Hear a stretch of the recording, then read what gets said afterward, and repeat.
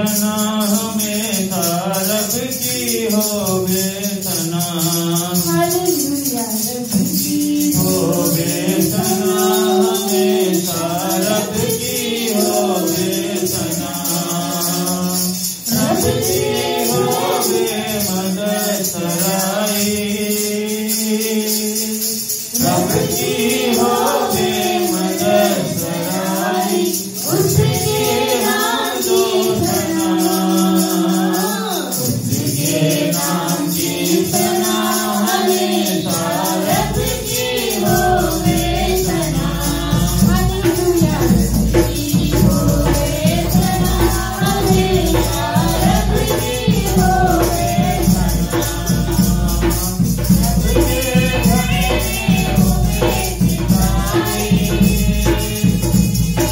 रब के घरे होवे सिपाही, उसके हाथों तना, उसके हाथों तना, हमेशा रब की होवे तना, हालेलुया रब की होवे तना, हमेशा रब की होवे तना, तेरे बोलते बोलते तेरे बोलते बोलते पर्वत दीन बना, पर्वत दीन बना, हमेशा रब की होवे तना, हालेलुया रब की होवे तना, हमेशा रब की होवे तना, तारा जो बना दीजिए तारा जो बना दीजिए रब और सबका बचा, रब और सबका बचा, हमेशा रब की होवे तना, हालेलुया रब की होवे तना, हमेशा रब की होवे तना, कोई करे सुना तुझे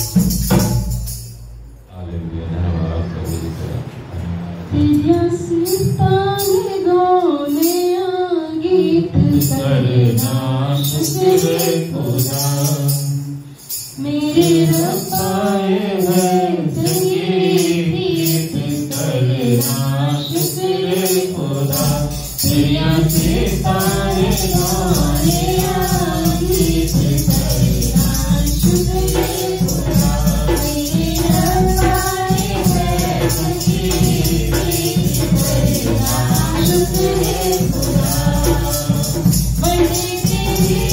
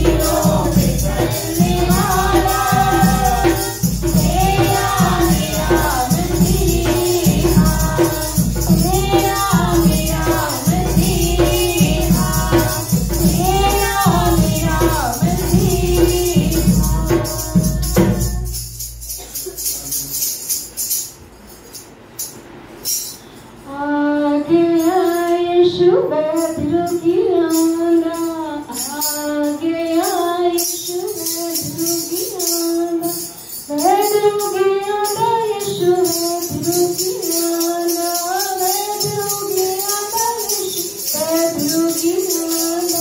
आ गया यीशु वैद्य आंदा आ गया यीशु वैद्य आंदा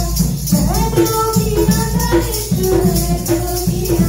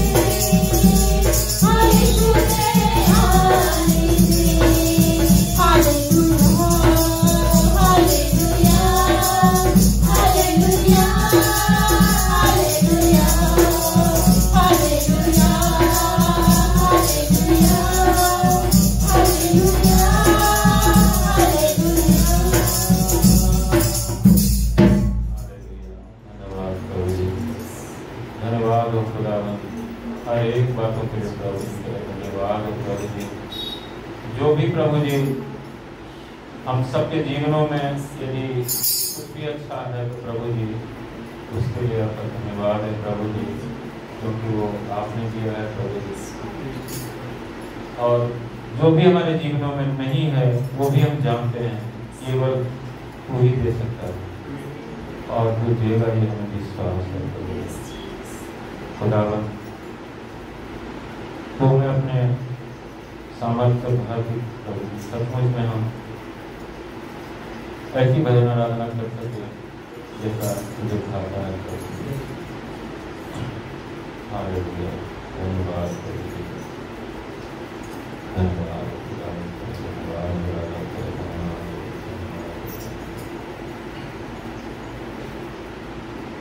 मेरा खुदावन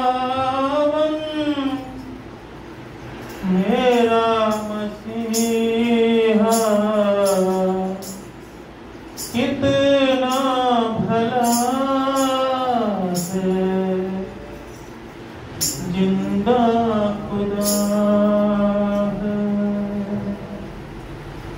दिल भी है तेरा, जान भी तेरी, तू रास्ता है, जिंदा खुदा है, मेरा खुदावन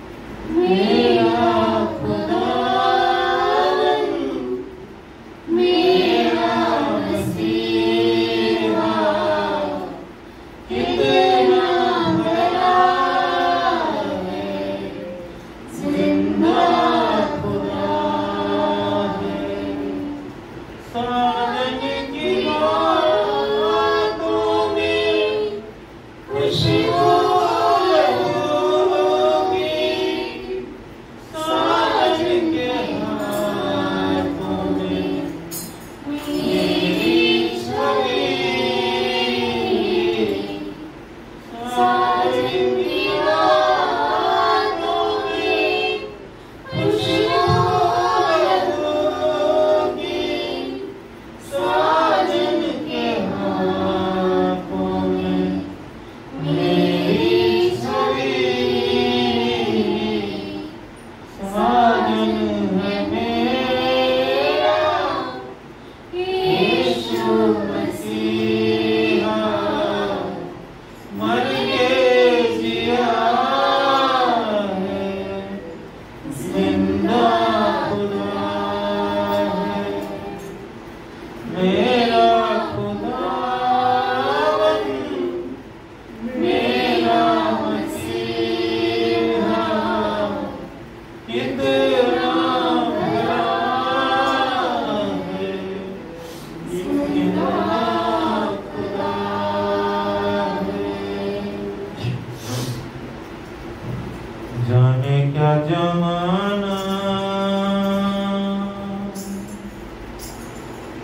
कितना है सुहाना। सचमुच प्रभु जी, ये संसार क्या समझ सकता है प्रभु जी? प्रभु, तेरे प्रेम को क्या समझ सकता है? और जाने क्या जमाना, कितना है सुहाना। अगर सचमुच में आपके दिलों में भी उस परमेश्वर के लिए प्रेम है तो हमारे साथ गाइए। जाने क्या जमाना, जमाना, जमाना, जमाना, जाने क्या जमाना, ओ कितना है सुहाना तेरा प्यार मेरे लिए, तेरा प्यार मेरे लिए, ऐ खुदा की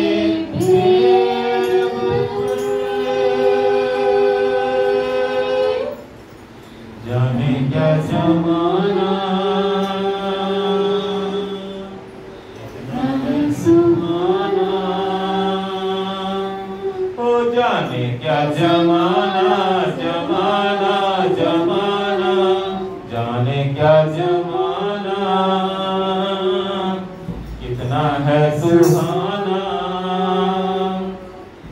तेरा प्यार मेरे लिए, तेरा प्यार मेरे लिए, ऐ खुदा के बेखबर, जाने क्या जमाना, कितना है सुहाना, कांटों का ताज मेरा, सर पे मेरे आदि का, कांटों का ताज मेरा,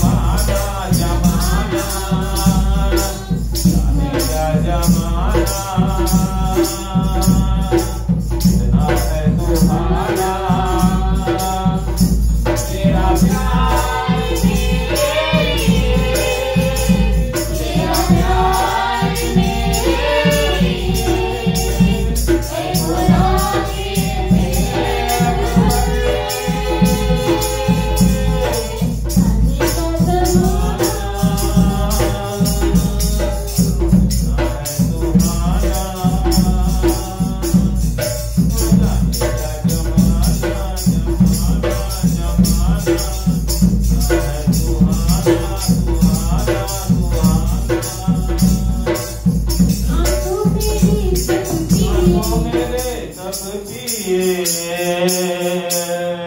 धरती के दुख सलिए, तो मेरे सब पिए, धरती के दुख सलिए, बताए तेरा यीशु, किया तेरे लिए, तू मेरे सब पिए, धरती के दुख सलिए, तो मेरे सब पिए, धरती के दुख सलिए, बताए तेरा यीशु, किया तेरे लिए, बताए तेरा यीशु, किया तेरे लिए, तेरी खुदाई के कामों को जिना किया, ओ जाने क्या जमाना,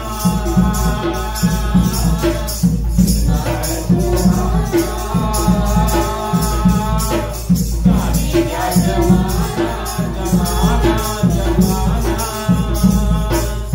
ना है सुहाना, सुहाना, सुहाना, तेरा प्यार मेरे लिए, तेरा प्यार मेरे लिए, है खुदा के प्यार बदले, जाने क्या जमाना,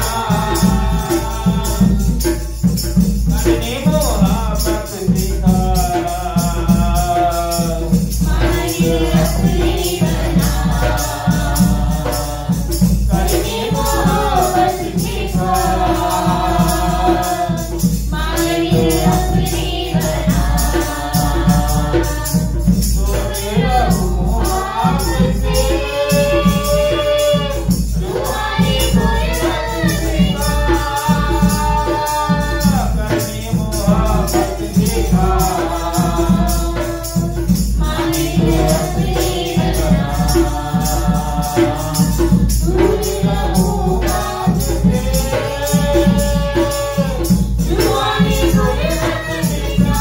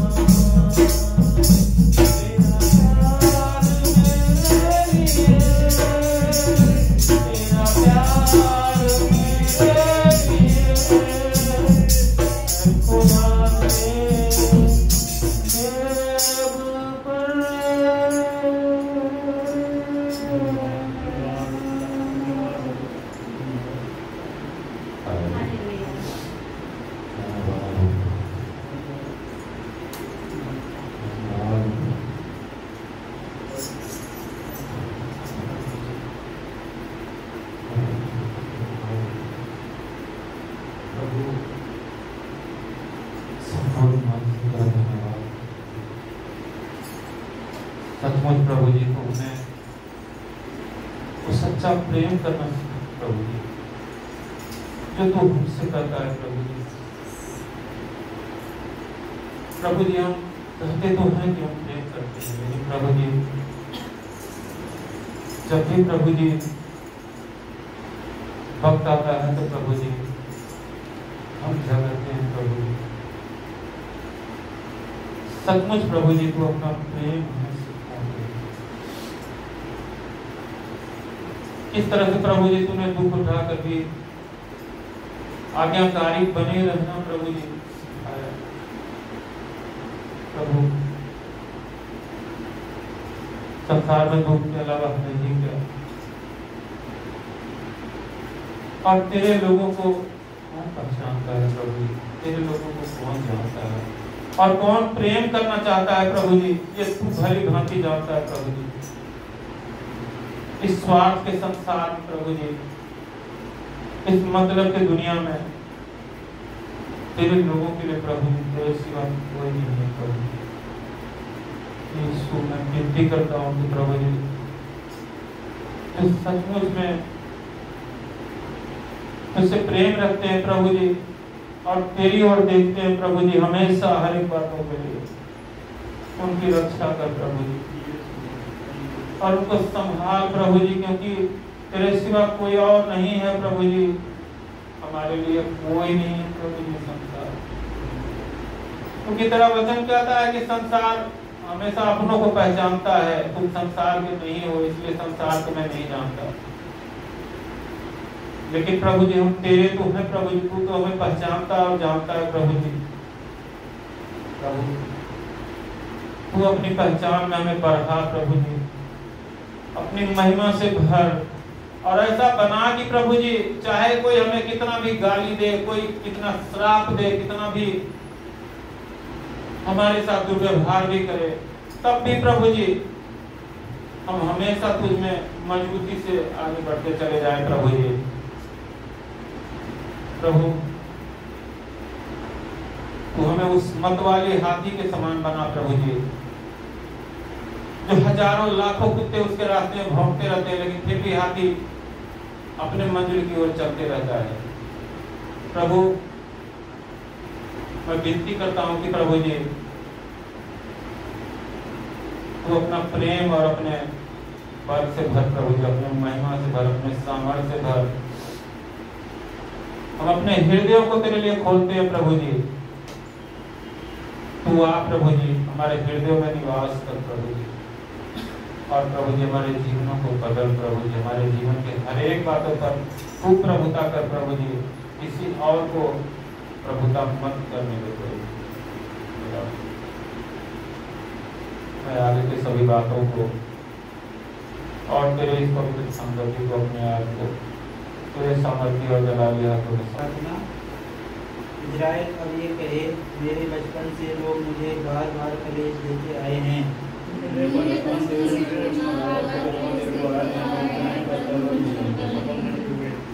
अगुवाओं ने मेरी पीठ के ऊपर हल चलाया और लंबी लंबी रेखाएं की।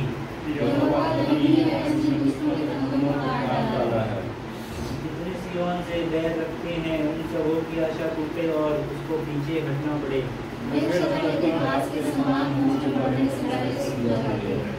जिससे कोई लड़ने वाला अपनी मुट्ठी नहीं भरता, ना पुलियों का कोई बांधने वाला अपनी अंकवार भर पाता है।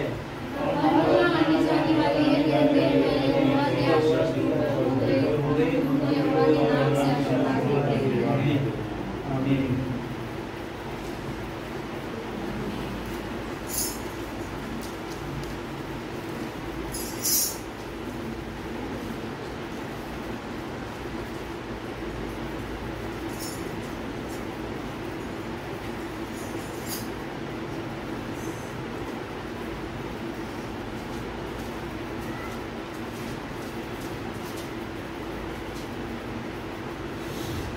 वचन 22। बड़े धन से अच्छा नाम अधिक चाहने योग्य है और सोने चांदी से दूसरे की प्रसन्नता उत्तम है। और धनी और निर्धन दोनों एक दूसरे से मिलते हैं, यहोवा उन दोनों का करता है।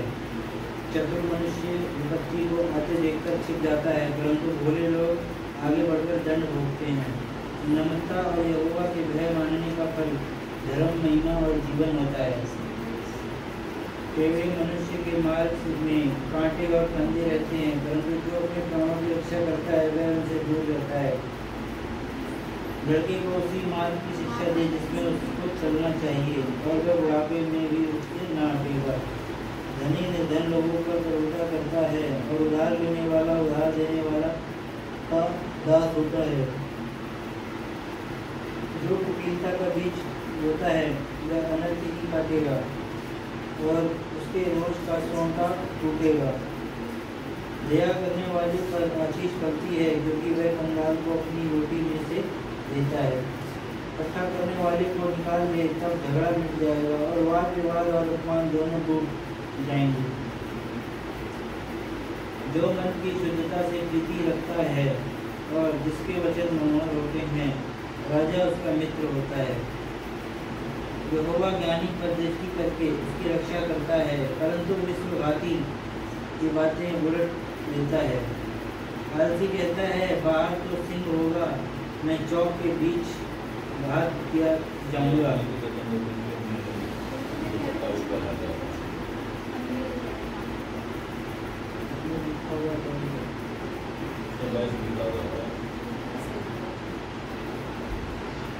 पराई स्त्रियों का मुंह गहरा गड्ढा है, जिससे यहोवा क्रोधित होता वही उसमें गिरता है।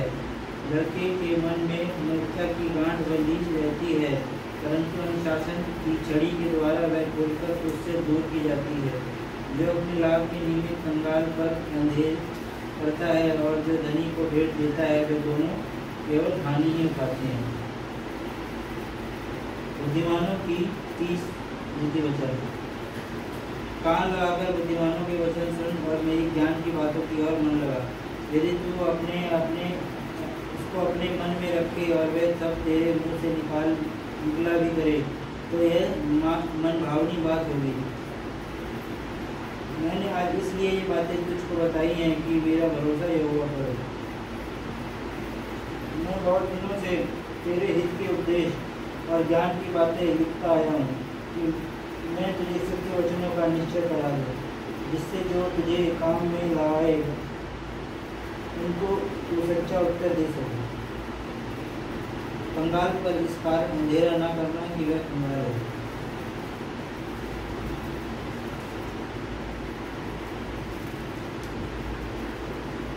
अनाधीन को कचहरी में पीसना, क्योंकि यहोवा उनका मुकदमा लड़ेगा, और जो लोग उसका धन हर लेते हैं उसका प्राण भी हर लेगा।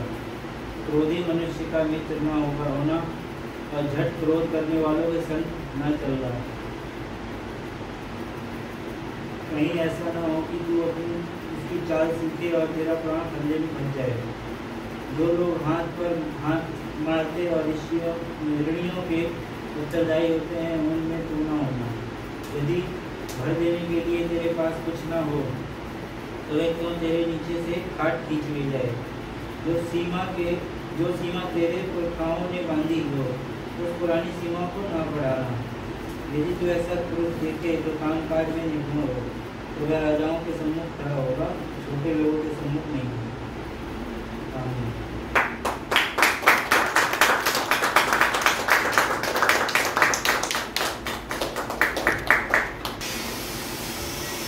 हालेलुया।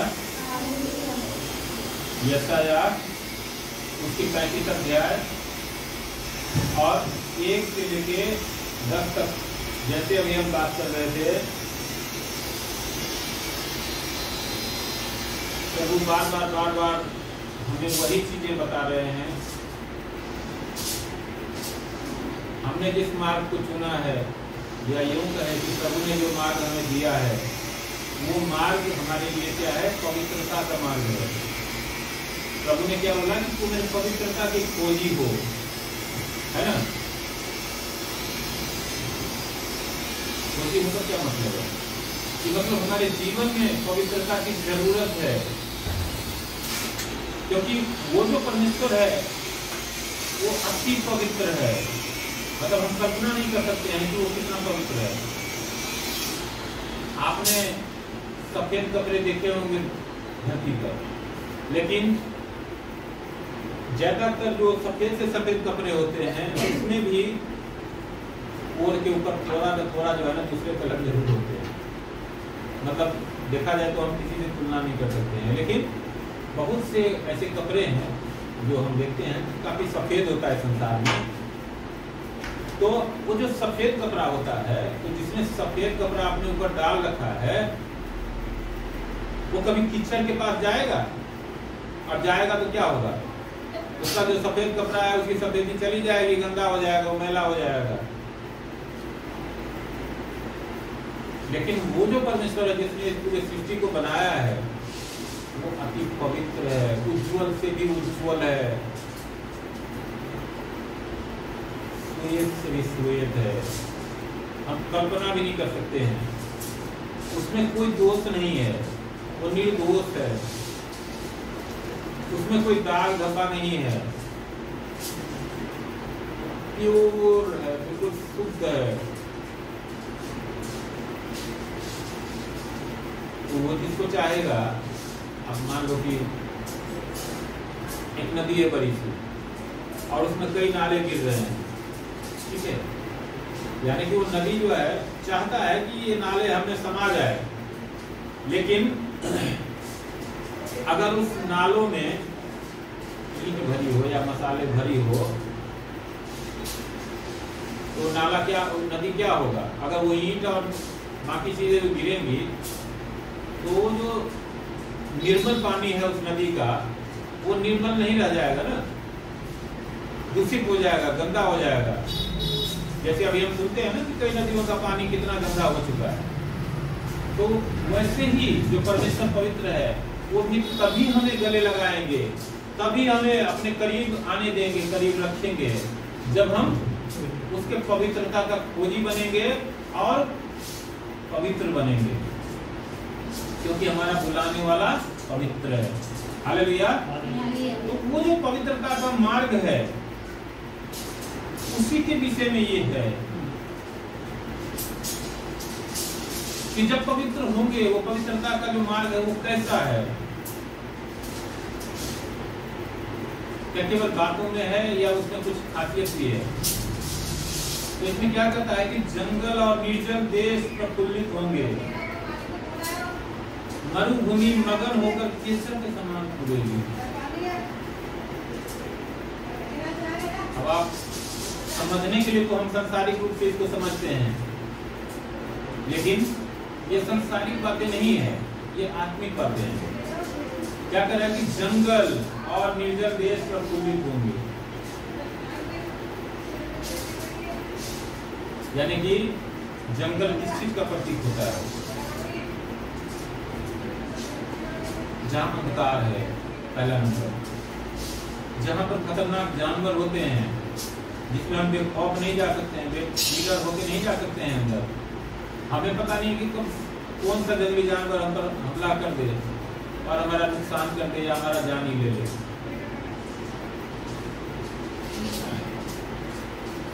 निर्जल देश, जिस देश में कुछ है ही नहीं, उसके बारे में क्या कह रहा है? कि प्रफुल्लित होंगे, मतलब वो खिल उठेंगे। हालेलुया। और मरुभूमि मगन होकर केसर के समान खुलेगी। हम जानते हैं कि मरुभूमि क्या होता है, डेजर्ट क्या होता है। वहां पर दूर दूर तक पानी का कोई निशान नहीं होता है। वहां जो अगर जीवन, पहली बात तो ज्यादा होता नहीं है, और यदि हुआ भी तो बहुत ही ज्यादा दुश्वार होता है जीवन, वहाँ का बहुत ज्यादा कठिनाई होता है। आप सोचो कि एक जो है बालू का स्वभाव आपको पता है, सब पढ़े लिखे लोग हैं, कि बालू क्या होता है कि जल्दी ठंडा भी हो जाता है और जल्दी गर्म भी हो जाता है। और जब ठंडा होता है तो बहुत ज़्यादा ठंडा हो जाता है, और जब गर्म होता है तो बहुत ज़्यादा गर्म हो जाता है। तो वहाँ पर क्या है, लू भी भयानक चलेगा और अंत में जो है शीतलहर भी बहुत ज़्यादा भयानक चलेगी। लेकिन बरसात में पानी की आप उम्मीद नहीं रख सकते, वहाँ पर हरियाली की उम्मीद नहीं रख सकते, क्योंकि जब बारिश नहीं है, पानी नहीं है, तो उसमें पेड़ पौधे कहाँ से उगेंगे? जो होते भी हैं पेड़ पौधे तो वो क्या होते हैं? कांटेदार, वो किसी काम के नहीं हमारे आपके लिए। तो ये जो मरुभूमि है उसके विषय में कह रहा है कि जो ऐसा है वो भी क्या होगा, मगन होकर केसर के समान कूदेंगे। कब? पवित्रता के मार्ग में। जब वो पवित्रता के मार्ग में बढ़ेगा, यानी कि ये हमारे हृदयों के विषय में, ये तो मान लो मैं बात कर रहा हूँ संसारिक रूप से ताकि हम समझ सकें, लेकिन आप देखो संसार में तो क्या आपको लगता नहीं है कि बहुत से लोगों के हृदय, मन, सोच, विचार, जीवन कैसा है? क्या जंगल जैसा नहीं है? किसी का जंगल जैसा जीवन नहीं है, किसी का निर्जल देश के जैसा नहीं है जिसमें कहीं प्रेम नहीं है, कोई अच्छी बात नहीं है, किसी का जीवन मरुभूमि जैसे नहीं है कि कोई उम्मीद भी करना चाहे तो उम्मीद नहीं कर सकता उससे कि ये हमारे लिए भलाई करेगा, ये हमारे लिए कुछ अच्छा करेगा, ये हमें समय पर मदद करेंगे, या ये हमसे प्रेम से बात करेंगे। नहीं लगता ऐसा? ऐसे लोग नहीं है संसार में, बहुत सारे लोग हैं। हम लोग भी पहले इन्हीं सब में से हैं, लेकिन उस परमेश्वर का धन्यवाद है कि उसने हम सबके जीवनों को काफी हद तक बदला है, और जो बाकी है वो भी बदल जाएंगे क्योंकि हम परमेश्वर को देखते हैं। हालेलुया। तो क्या कर रहा है कि वो अत्यंत प्रफुल्लित होगी और आनंद के साथ जय जयकार करेगी। उसकी शोभा लबानोन की सी होगी और वह कर्मेल और सारोन के तुल्य तेजों में हो जाएगी। वे यहोवा की शोभा और हमारे परमेश्वर का तेज देखेंगे। हालेलुया। जो पवित्रता के मार्ग पर बढ़ते रहेंगे, जो पवित्रता के ओजी बने रहेंगे, उनके लिए है कि वो क्या होगा, वो अत्यंत प्रफुल्लित होगी और आनंद के साथ जय जयकार करेगी। आप सोचिए, अय्यूब का जो जीवन था, जब एक समय में उसके जीवन में इतनी मुसीबतें आ गई थी और जब उसका जीवन बदला, तो क्या वो जय जयकार नहीं करेगा जब तक जिएगा तब तक? जिसने परमेश्वर का स्वाद चख लिया ना, उसको पता है कि परमेश्वर क्या है और परमेश्वर के बिना क्या है जीवन, क्या था जीवन हमारा परमेश्वर के बिना, और अब परमेश्वर के साथ कैसा जीवन है और आगे कैसा हो सकता है। क्योंकि जहां अच्छाई का पेड़ उग गया है ना, तो कितना भी बड़ा होगा तो क्या होगा, अच्छाई का पेड़ तो अच्छा ही होगा ना। आम का पेड़ मान लीजिए कि छोटा सा है तो भी आम ही देगा, और अगर 50 साल का पेड़ हो गया, बहुत ही बड़ा विशाल पेड़ हो गया, तो भी क्या करेगा वो? नीम तो नहीं देगा, आम ही देगा। तो जो पवित्रता का जो वृक्ष है, वो जितना भी बड़ा होगा, वो क्या करेगा, उसकी शोभा बढ़ती चली जाएगी और आनंद के साथ जय जयकार करेगी। हालेलुया। और क्या करा है कि वो कर्मेल और सारोन के तुल्य तेजों में हो जाएगी। कर्मेल क्या है? क्या आपको याद है कर्मेल कौन रहता था? कर्मेल पर्वत पर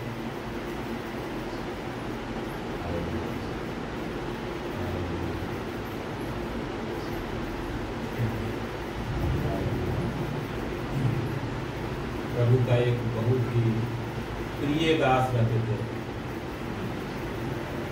जिन्होंने कितने जोड़ी बैल के साथ वो खेत में थे, 12 दिन।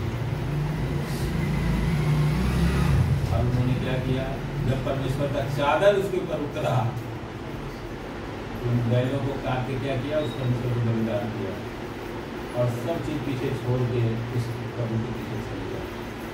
उसका नाम था एलीसा। हालेलुया। एलीसा के विषय में एक बात और आपको याद जरूर रखना चाहिए, ये वही एलीसा थे जिन्होंने अपने धन को तो पीछे छोड़ ही दिया था। एक कौन सा सेनापति आया था उसके पास जो कोढ़ से ग्रसित था? किसी राज्य का जो सेनापति होगा वो कितना धनी होगा, तो कितना धन लेके आया था देने के लिए, लेकिन उसने मना कर दिया। एलीसा ने क्यों मना किया था आपको पता है? देखो, हम वचन की तो बात करते हैं, लेकिन जब तक हम उसमें छुपे हुए भेद की बात जानेंगे ना, तब जाके हमारे जीवन में उसका रोशनी आएगा। आप जब उसको पढ़ोगे ना, तो आपको पता लगेगा कि वो क्यों मना कर दिया था एलीशा। क्या अगर एलीशा चाहते तो वो धन को लेके गरीबों में नहीं बांट सकते थे क्या? कर सकते थे ना। लेकिन उन्होंने जब मना कर दिया तो उन्हीं का एक मुख्य सेवक था, कौन? गेहजी।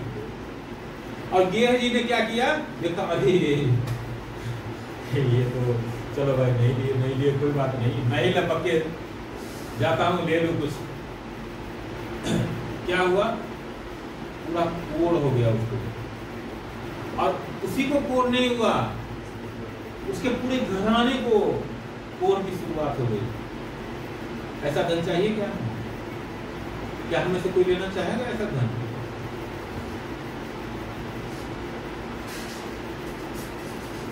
तो ये सब चीजें जो है ना हमारे लिए बहुत ही गहरी बातें हैं, इसको हमें हमेशा ध्यान में रखना है। हालेलुया। तो इसलिए क्या कर रहा है यहाँ पर कि कर्मेल और सारोन के तुल्य तेज में हो जाएगी। वे यहोवा की शोभा और हमारे परमेश्वर का तेज देखेंगे। जो पवित्रता के मार्ग के खोजी रहेंगे वो क्या करेंगे? परमेश्वर का तेज देखेंगे। हालेलुया। मूसा ने क्या किया था? अपना सब कुछ छोड़ के परमेश्वर के पीछे चले थे ना। परमेश्वर ने जो उसको काम दिए कि लाखों लोगों को लेके मंजिल तक पहुंचाने का, तो चलने लग गया था ना। लोग उसके पीछे भी तो कुरकुराते थे, उसको भी तो बुरा भला करते थे। एक समय तो उसके ऊपर पथराव करने को सब तैयार हो गए थे, लेकिन फिर भी उसने छोड़ा नहीं। उसने परमेश्वर की आज्ञा को सबसे ऊपर रखा। क्या परमेश्वर ने उसको छोड़ दिया था? क्या मरने दिया था? नहीं।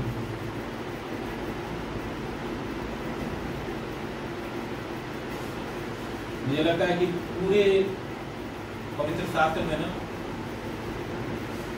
मूसा के तुल्य दूसरा कोई दास नहीं करेगा, जिसको परमेश्वर ने बोला था कि तू अपने आप को तू नहीं मैं समझ।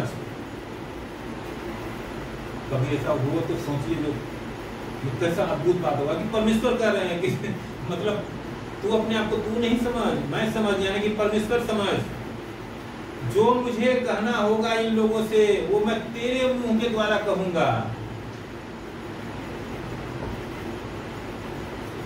कितनी अद्भुत बात है।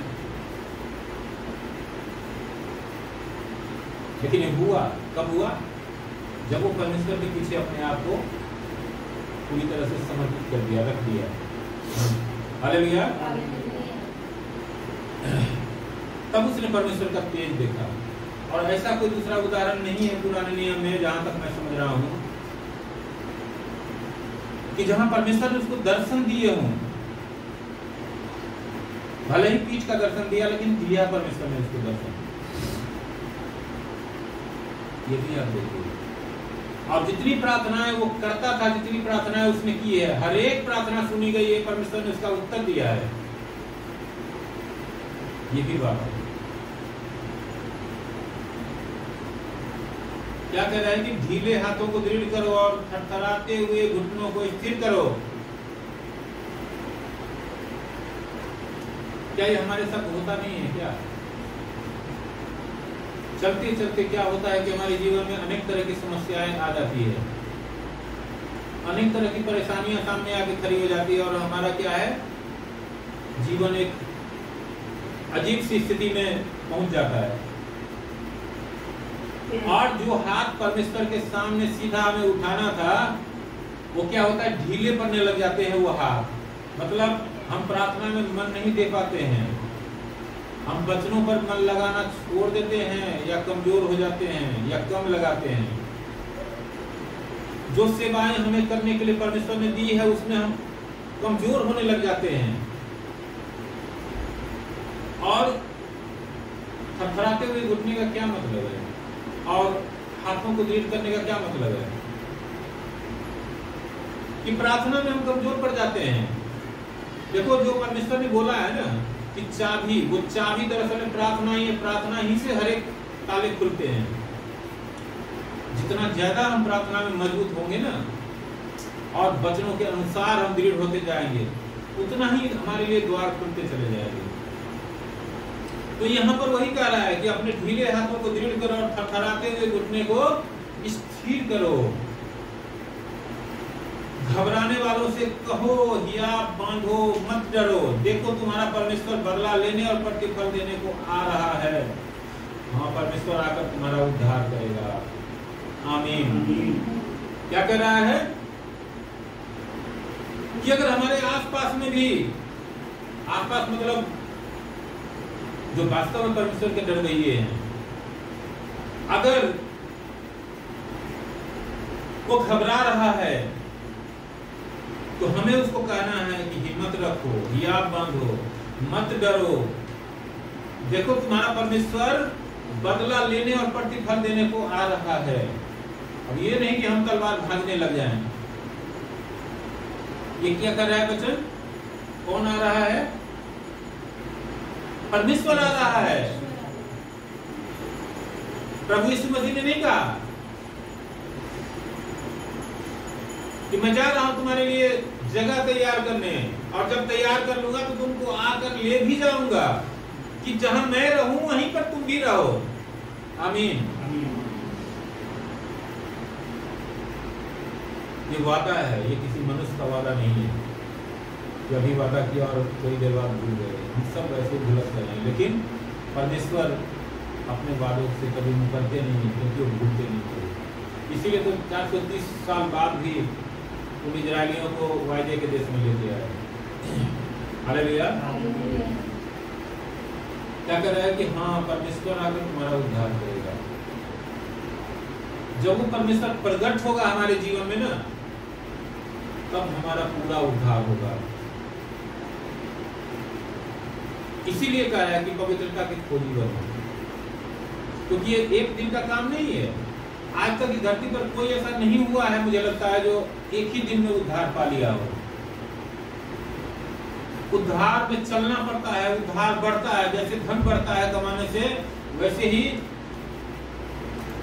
जितना हम इस पवित्रता के मार्ग की खोजी में बने रहते हैं, खोज में लगे रहते हैं, उतना ही हमारा जो उद्धार है, जो उस परमेश्वर ने दिया है, वो उद्धार बढ़ते चला जाता है और हम उस उद्धार में जीते हैं।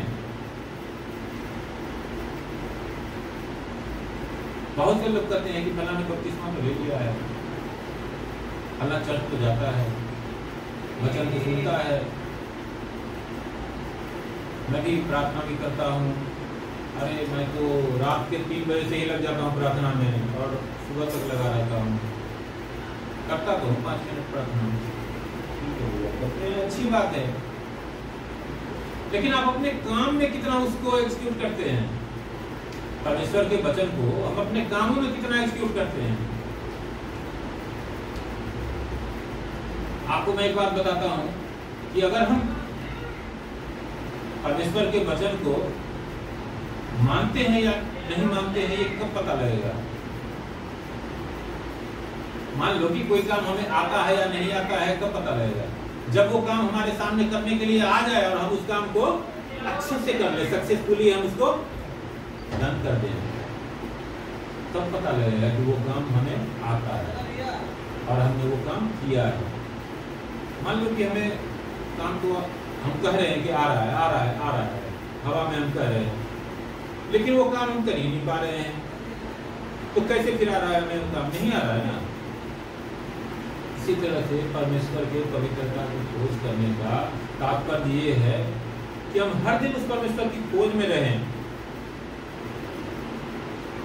उसे प्रार्थना करें कि परमेश्वर हम हमारे ऊपर अपने आप को जाहिर कर प्रभु जी, और तू जिस उद्देश्य के लिए हमें बनाया है उस उद्देश्य में हमें परिपूर्ण कर प्रभु जी, कि हम उस उद्देश्य को पूरा कर पाए प्रभु जी। हम जो धरती पर आए हैं, हम सबका एक उद्देश्य है, सबका एक उद्देश्य नहीं है, फाइनली तो एक ही उद्देश्य है सबका, लेकिन बीच में जो गैप है ना, मान लो कि यहाँ पर पुरानी दिल्ली हमें जाना है, ट्रेन पकड़ना है, एक आदमी तो ट्रेन में नहीं जाता है ना, कई सौ लोग जाते हैं एक ट्रेन में। अब वो मान लो कि दिल्ली के अलग अलग कोने से आते होंगे, है कि नहीं है? कोई 3 व्हीलर से आता है, कोई मेट्रो से आता है, कोई बस से आता है, कोई पैदल आता है, कोई कैसे आता है, लेकिन फाइनल उद्देश्य तो सबका एक ही है कि फलना ट्रेन इतने बजे खुलती है फलना जगह के लिए, उसमें हमें बैठना है और वहां पहुंचना है। लेकिन एक ही रास्ते तो सब नहीं जा रहे हैं ना, यहाँ से तो ट्रेन तक तो सब एक ही रास्ते से नहीं जा रहे हैं। तो हमारा जो आखिर डेस्टिनेशन जो है वो है परमेश्वर के राज्य में प्रवेश करना, परमेश्वर के साथ रहना जिसका उसने वादा किया है। लेकिन वो तो एक समय निर्धारित है, तब होगा। अब तक हम क्या करेंगे? उसके पवित्रता के खोजी बने रहेंगे। जो ये जीवन बना है, हमें मिला है, जो हमारे जीवन का उद्देश्य है, हमें कौन से रास्ते से चलना है, ये प्रभु ने पहले से ही तय कर रखा है। उस रास्ते पर अच्छे से पूरे मन से चलना है, पूरे आदर और सम्मान के साथ चलना है। हालेलुया। तो परमेश्वर हर एक रास्ते में संभालते हैं, ये भी बात आप ध्यान में रखिए। हालेलुया। और क्या कह रहा है कि तब अंधों की आंखें खोली जाएगी और बहरों के कान भी खोले जाएंगे।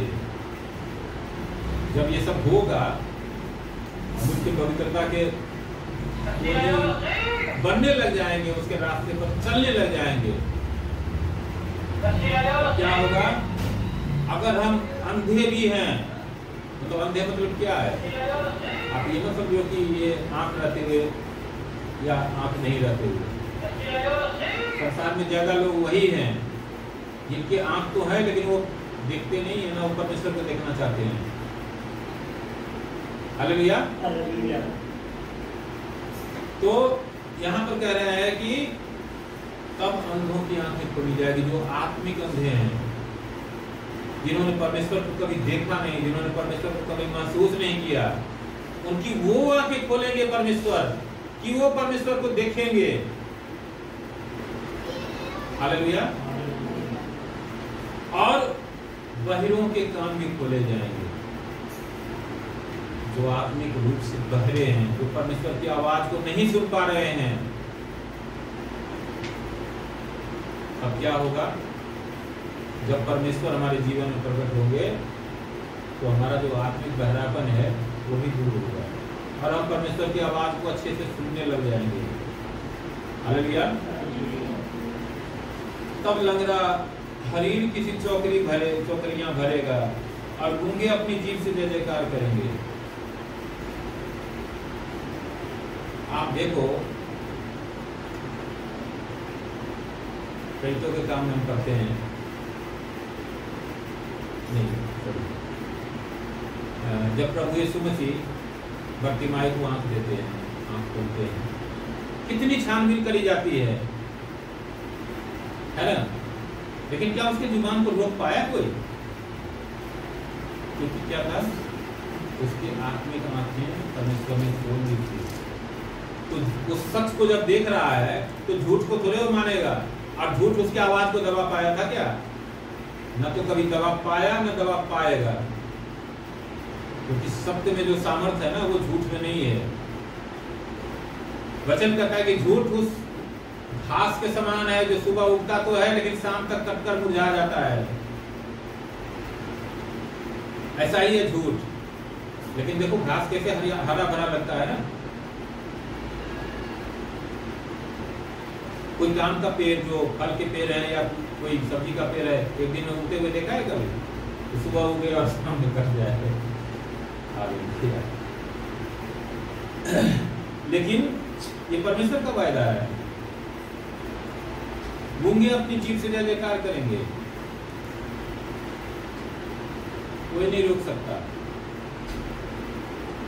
क्योंकि जंगल में जल के सोते फूट निकलेंगे और मरुभूमि में नदियां बहने लगेगी।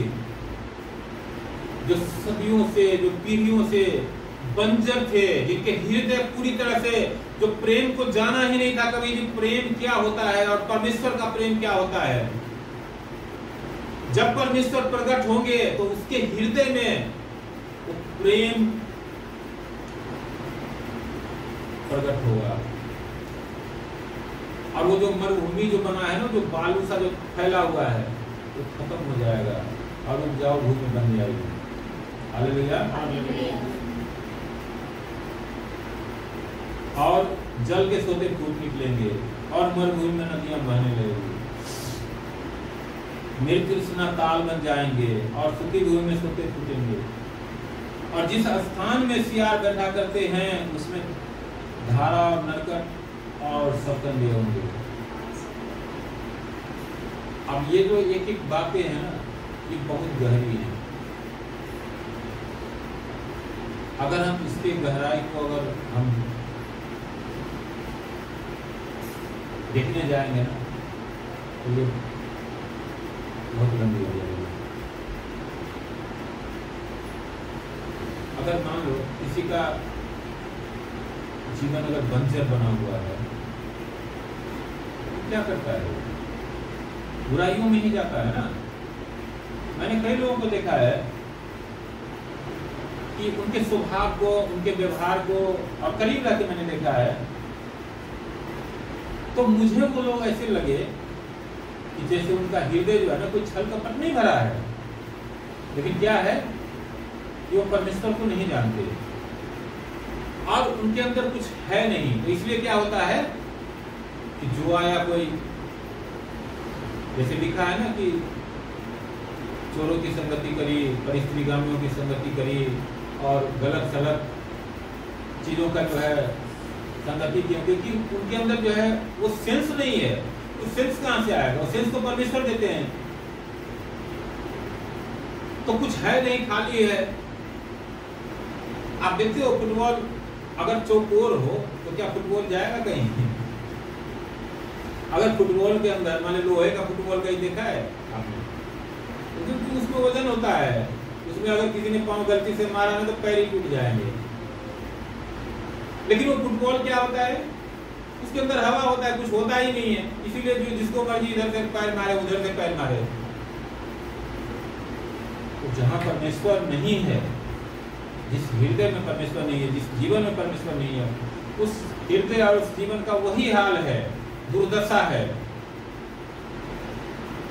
क्योंकि संभालने वाला हाथ केवल परमेश्वर का है, सही रास्ते पर ले जाने वाला हाथ केवल परमेश्वर का है, बचाने वाला हाथ केवल परमेश्वर का है। और हम वो लोग क्या हैं? उससे दूर हैं। उन्होंने उसका महत्व ही नहीं समझा कि हमें उसकी खोज करनी चाहिए। क्योंकि वचन क्या कहता है? ढूंढो तो पाओगे,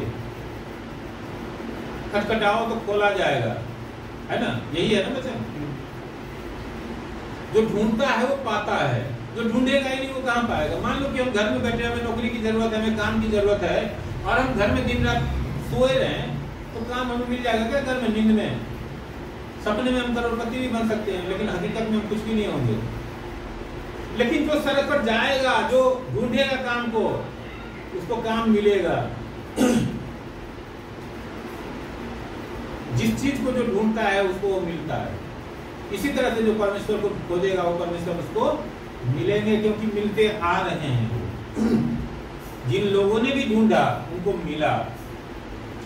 हालेलुया।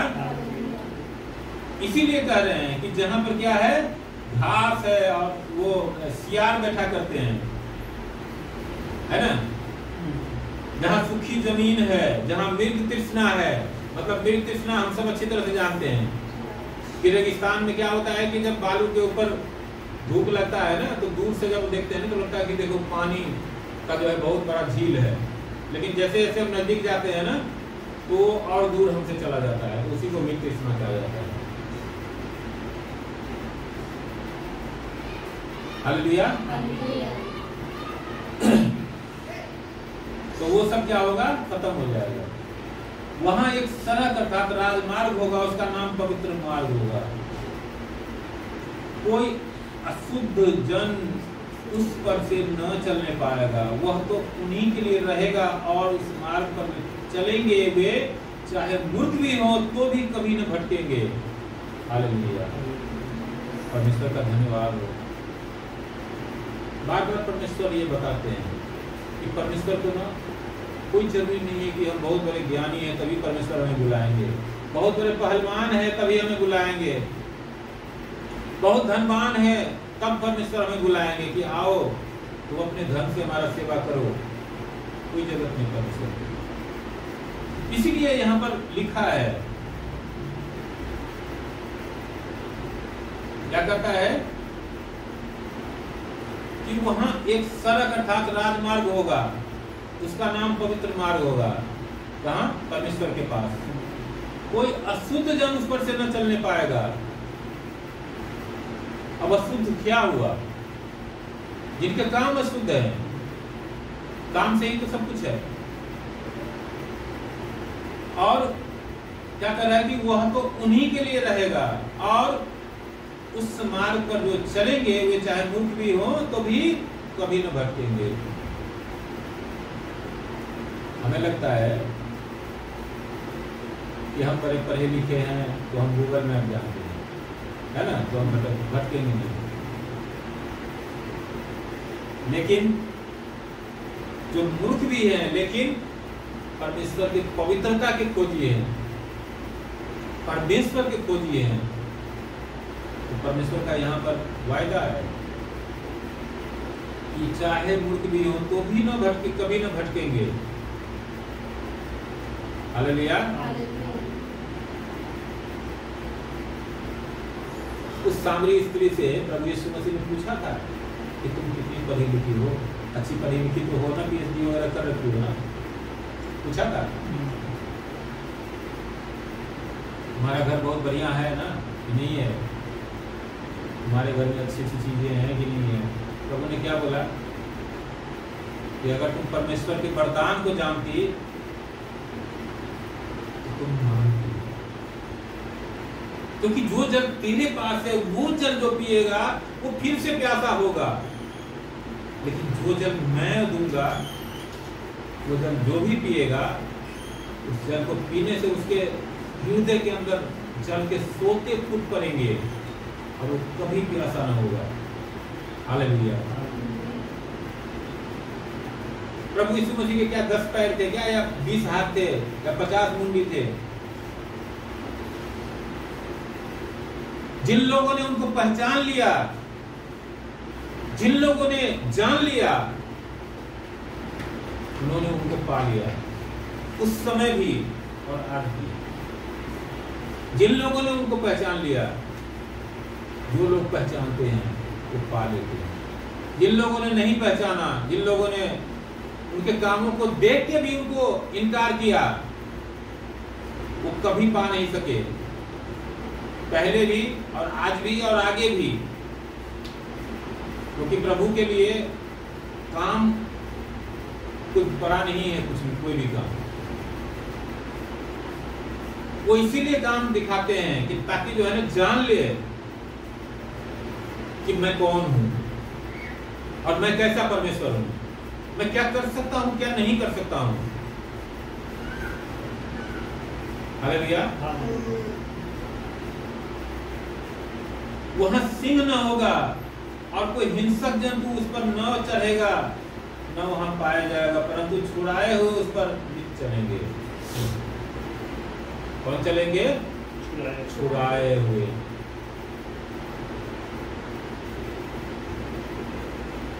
यहोवा के छुड़ाए हुए लोग लौटकर जय जयकार करते हुए सियोन में आएंगे और उनके सिर पर सदा का आनंद होगा। वे हर्ष और आनंद पाएंगे और शोक और लंबी सांस का लेना जाता रहेगा।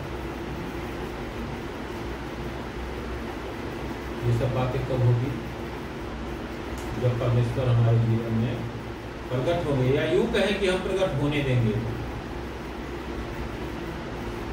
परमेश्वर को प्रकट होने का मौका देंगे हम अपने जीवन में। हमारी इच्छा होगी, हमारी तीव्र इच्छा होगी, हमारी भूख और प्यास होगी कि हम परमेश्वर को देखें। हालेलुया। क्या कहते हैं वचन की धन्य है वे जो मन के दीन है, क्योंकि वो परमेश्वर को देखेंगे। अभी हम बार बार मूसा का जिक्र करते हैं ना, लेकिन मूसा का जब आप पढ़ हो तो मूसा में जो है एक बात थी कि वहां लिखा है कि मूसा के जैसा इस पृथ्वी पर कोई विनम्र नहीं था। यही बातें हमें नोटिस करने की। हम सारा कहानी तो पढ़ जाए, एक नोवेल की तरह, उपन्यास की तरह हम पढ़ तो लें, लेकिन उसमें जो मेन पॉइंट है ना उसको हम कहीं ना कहीं चूक जाते हैं। वहां लिखा है कि उसके जैसा विनम्र कोई नहीं था।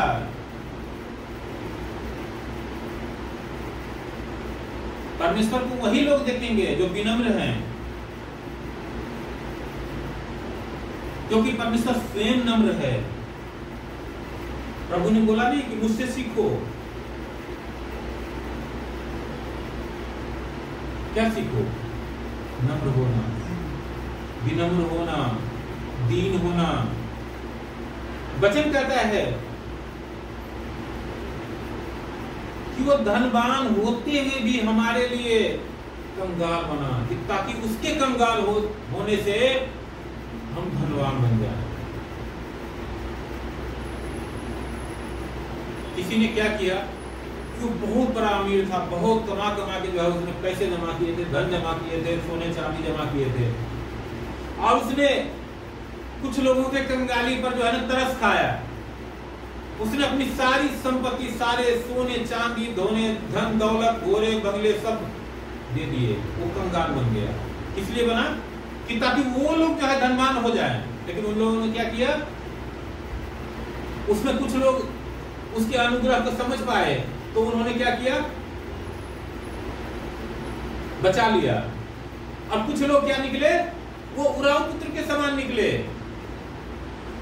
जिन्होंने अय्यासी और बुराइयों में अपने सारी संपत्ति को उड़ा दिया। उनका क्या होगा? उराव पुत्र को भी जो है आप देखो उस कहानी में कि उसके अंदर एक पश्चाताप तो आता है कम से कम लास्ट में, अपनी दुर्दशा को देख के, कि चलो यहाँ पर मैं क्या कर रहा हूँ, जो खाना सुअरों के लिए दिया जा रहा है उसी में से मुझे कह रहे हैं खाने के लिए, मैं खा रहा हूँ मजबूरी में प्राण बचाने के लिए। लेकिन वहां मेरे पिता के घर में कितने नौकर चाकर और दास दासियां हैं जिनको रोज भोजन मिलता है। मैं जाकर पिता के पैर पर गिर जाऊंगा, कहूंगा कि नहीं अब तो खैर मैं अपना हिस्सा लेके बेच चुका हूँ, अय्यासी में उड़ा चुका हूँ, तो कम से कम जो है ये नौकर चाकर जो है ना उसी में हमें रह लेने दो, कि कम से कम सूखी रोटी भी तो मिलेगी ना। पश्चाताप हुआ ना उसको। जब भी गलतियां सबसे हो जाती है, लेकिन अगर इंसान पछतावा भी करता है ना, तो परमेश्वर उसके पछतावे के आंसू को पोंछते हैं। और उसको क्या हुआ? वो तो गया था दास में रहने के लिए, लेकिन उसके पिता ने देखा दूर से, तो क्या किया? उसको बोला कि अरे कैसे आ गया कमीने, सारा चीज तो तुम अपना ले गया था, हिस्सा बेच लिया था। बोला है तब उसके पिता ने? नहीं। क्या बोला? कि मेरा बेटा मर गया था, आज जिंदा हुआ है। मरने का मतलब क्या है? वो बुराइयों में था, वो अय्यासियों में था, तभी तो उसने सारी संपत्ति उसमें उड़ा दी थी।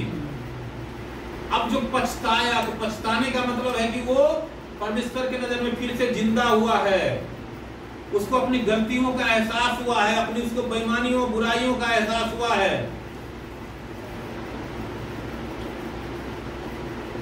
बुराई होती है तो परमेश्वर हमसे पश्चाताप की उम्मीद रखते हैं कि हम पश्चाताप करें और अपने मन को फिर से फिराएं। आप देखो पूरे पवित्र शास्त्र के अंदर मैं कह रहा हूं, नए नियम में जब भी हम पढ़ते हैं, प्रभु यीशु मसीह के पास जितने भी लोग लाए गए, चाहे वो पत्थर मारने के लिए जो उस स्त्री को लाया था, चाहे जो और बहुत सारे लोग हैं जो न्याय के लिए लाया गया था, क्या किया प्रभु ने? बोला जो तेरे जो पाप और अधर्म थे वो क्षमा हुए, लेकिन अब मत करना, अब दोबारा से पाप मत करना। आप देखो उस प्रतिमाई को जिसकी आंखें खोली थी परमेश्वर ने, उसको दोबारा से मिल के बोला कि अब तो तुम चंगे हो गए हो ना, देखो अब इससे पाप मत करना, क्योंकि परमेश्वर पाप से नफरत करते हैं। पाप हम किसी की हत्या करें, किसी का छीन ले, किसी को यदि हम गलत बात भी बोलते हैं ना, किसी के दिल को भी हम दुखाते हैं ना, किसी को यदि हम गाली कहते हैं ना, गाली देते हैं ना, किसी को हम अगर बुरी नजर से देखते हैं ना, जिसके कारण कोई शर्मिंदा हो, तो भी वो पाप ही है।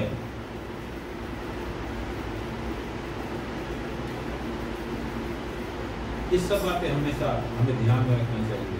किसी ने हमारा उपकार किया और हमने उसका क्या किया? तिरस्कार किया, ये भी पाप ही है। क्योंकि परमेश्वर ने स्पष्ट बोला है कि अपने पड़ोसी से अपने समान प्रेम रखना, और पड़ोसी कौन है ये बता दिया है। ये बात बार बार हमें कहने की जरूरत नहीं है। जब तक हम परमेश्वर की आज्ञाओं को नहीं मानेंगे, तब तक हमारा प्रेम कभी सिद्ध नहीं होगा। हमारा प्रेम इसी से सिद्ध होगा कि परमेश्वर ने जो आज्ञाएं दी है उन आज्ञाओं को हम कितना आदर करते हैं, कितना मानते हैं। ये चीज हम हमेशा ध्यान रखें जीवन में। तो मैं आशा करता हूँ कि ये जो वचन है जो हमने आज सुना है, ये वचन हम सबके हृदय में जगह पाए और इसको वो शैतान हमसे चुरा न ले जाए और ये हमारे जीवन में बहुतायत से काम करे, बहुतायत से काम करे और सचमुच में हम उसके पवित्रता के मार्ग पर चले, उसके पवित्रता के खोजी हो जाए कि ताकि वो परमेश्वर हमारे जीवन में, हमारे हृदय में पूरी तरह से प्रकाशित हों और ये जो तमाम तरह के बंजरपन है, जो ये मरुस्थल बने हुए हैं, ये सब दूर हो और हम जय जयकार करते हुए उसके सामने उपस्थित हों और हमारा हृदय, हमारा मन, हमारा जीवन सब उसकी महिमा करे। प्रभु यीशु मसीह के नाम में। आमीन।